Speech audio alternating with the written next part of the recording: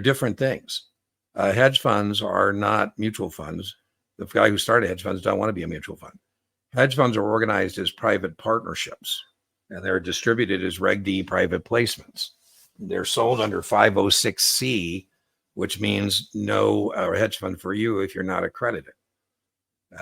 Unlike a mutual fund, they have no liquidity. You can't get in or out of a hedge fund without the permission of the general partner. So that's a huge distinction. They don't have to be diversified like a mutual fund. I would think the major distinction is mutual funds are managing public money, Theo. Hedge funds are not. You know, we have a legendary portfolio manager at Fidelity. His name was Jeffrey Vinnick. And Jeffrey Vinnick got really uptight with the Investment Company Act of 1940 and the constraints of Fidelity Management Research, the investment advisory firm. And, you know, they kept telling Jeff, hey, you can't do this. This is an open-end mutual fund and public money. And one day Jeffrey quit.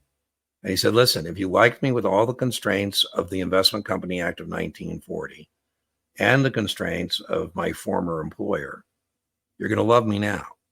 Because now I'm setting up a hedge fund and I can do all kinds of crazy things that I couldn't do before. My minimum investment is $50 million with a 5-year lockup.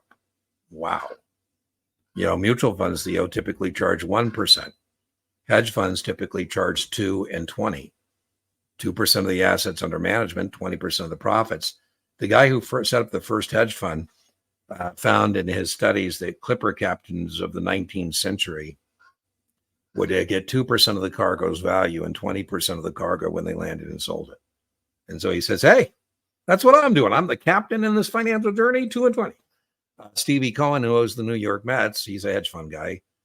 His hedge fund's called Point 72, and his fee, can you believe this, is 3 and 30. Wow, 3% of the assets under management, 30% of the profits. Crazy.